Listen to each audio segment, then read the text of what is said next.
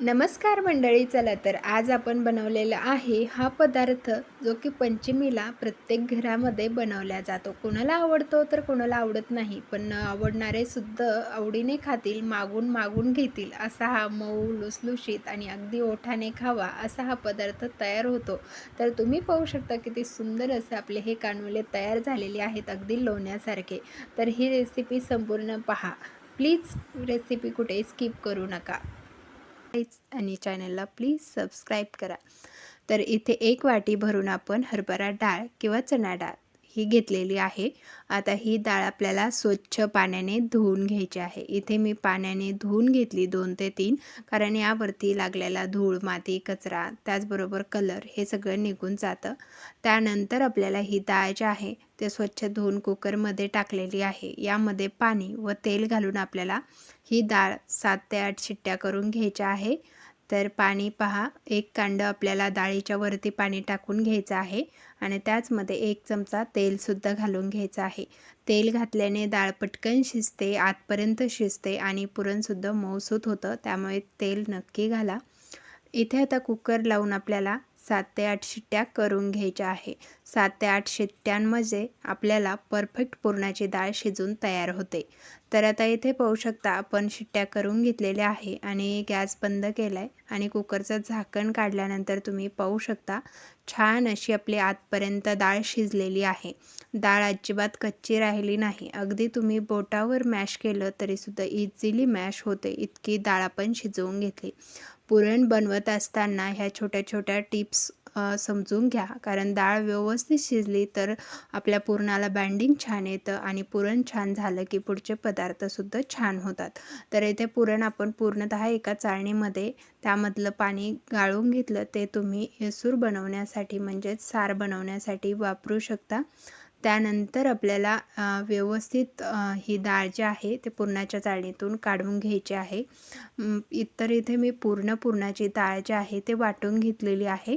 तुमच्याकडे पुरणाची चाळणी नसेल किंवा तुम्हाला नसेल काढायचं तर तुम्ही हे पुरण मिक्सरला फिरवून घेऊ शकता, तरीसुद्धा इतकंच छान निघतं. तर चला इथे पुरण बारीक करून झालं. त्यामध्ये 1 चमचा वेलची पावडर घालून घ्यायची आहे आणि त्यानंतर 1 वाटी डाळीसाठी 1 वाटी चिरून घेतलेला गूळ आहे तो यामध्ये घालायचा आहे. तर 1 वाटीला 1 वाटी परफेक्ट प्रमाण आहे, अजिबात कमी जास्त करायचं नाही. परफेक्ट प्रमाणासही मी तुम्हाला ही पुरणाची सुद्धा रेसिपी सांगते आहे, त्यामुळे अशाच पद्धतीने तुम्हीसुद्धा बनवा. आता गूळ वरती लगेच ठेवला तर तो पटकन भांड्याला धरतो, चिकटतो आणि मग पुरण खालून करपतं. तर त्यासाठी काय करायचं, अगोदरच गूळ मिक्स करून घ्यायचा खाली आहे तोपर्यंत आणि मग गॅसवरती कढई ठेवायची. आता मी जाड तळाची कढई इथे वापरत आहे पुरण परतण्यासाठी, कारण याने पुरण आपलं अजिबात करपत नाही. तर आता आपण गूळ मिक्स केलेला असल्यामुळे शक्यतो पुरण अजिबात परतत नाही, करपत नाही आणि भांड्याला लागतसुद्धा नाही आणि 5 मिनिटामध्येच हे पुरण परतवून होतं, कारण आपण अजिबात एक्स्ट्रा डाळीमध्ये पाणी राहू दिलं नाही. पूर्णतः डाळीमधलं पाणी आपण वेगळं केलेलं आहे आणि कोरडी डाळ करून घेतली होती, त्यामुळे पुरण परतायला जास्त वेळ लागत नाही. इथे आता 4 ते 4.5 मिनिटं झालेत आणि मी आता चेक करण्यासाठी चमचामध्ये थोडंसं पुरण जे आहे ते साईडला थंड व्हायला ठेवणार आहे आणि लो गॅसवरती आपल्याला पुरण परतत राहायचं आहे. गॅस बंद करायचा नाही जोपर्यंत आपण पुरण चेक करत नाही. तर चेक कसं करायचं, अशा पद्धतीचा गोळा तयार करायचा. तो जर हाताला चिकटला नाही तर समजायचं परफेक्ट आपलं पुरण तयार झालं आहे. तर ही इतकी सोपी सिंपल पद्धत आहे पुरण परफेक्ट झालं की नाही हे ओळखण्याची. त्यामुळे इथे आता आपण हे पूर्ण पुरण जे आहे ते असं पांगून ठेवलं म्हणजे थंड होईल.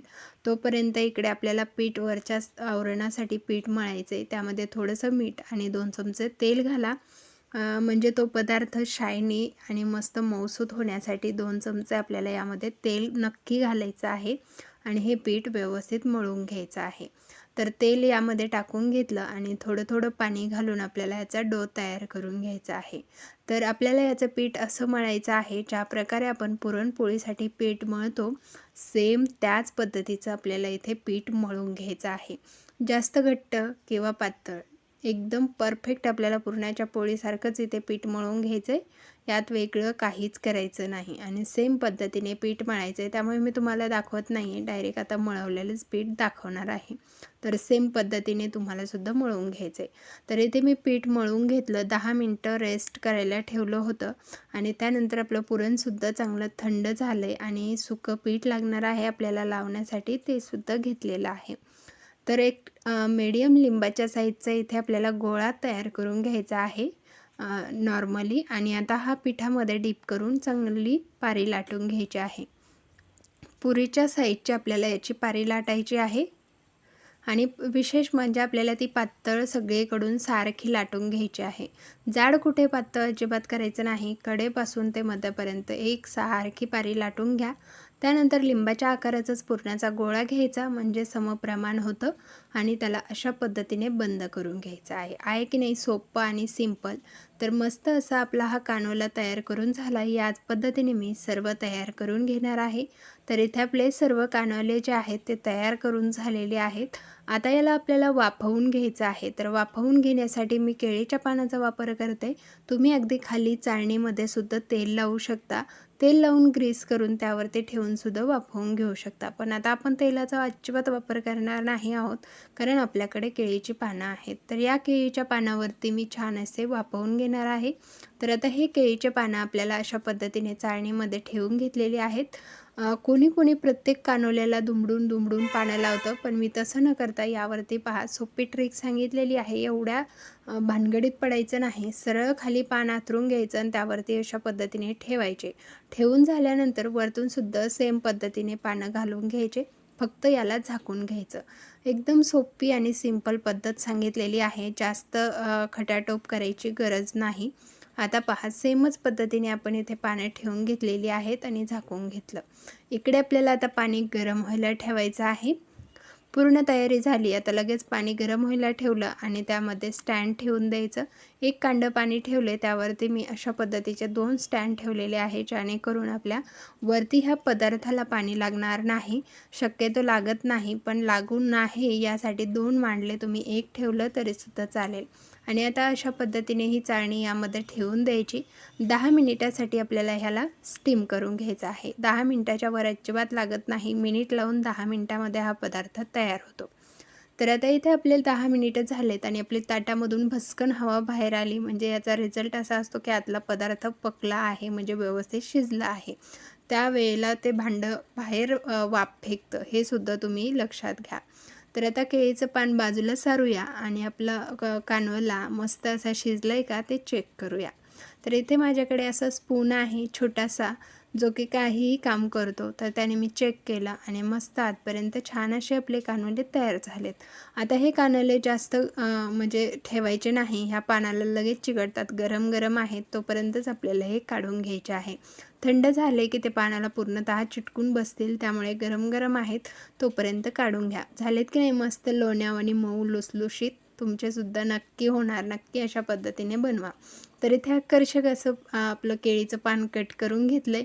चला म्हटलं काहीतरी आकर्षक आणि काहीतरी वेगळं. तर त्यासाठी ताटाच्या मापाचं असं केळीचं पान कट करून घेतलं आणि ते इतकं सुरेख दिसत होतं की त्यावरती हा पदार्थ ठेवायची सुद्धा इच्छा नाही, की असं वाटायचं हे पान असंच ठेवावं.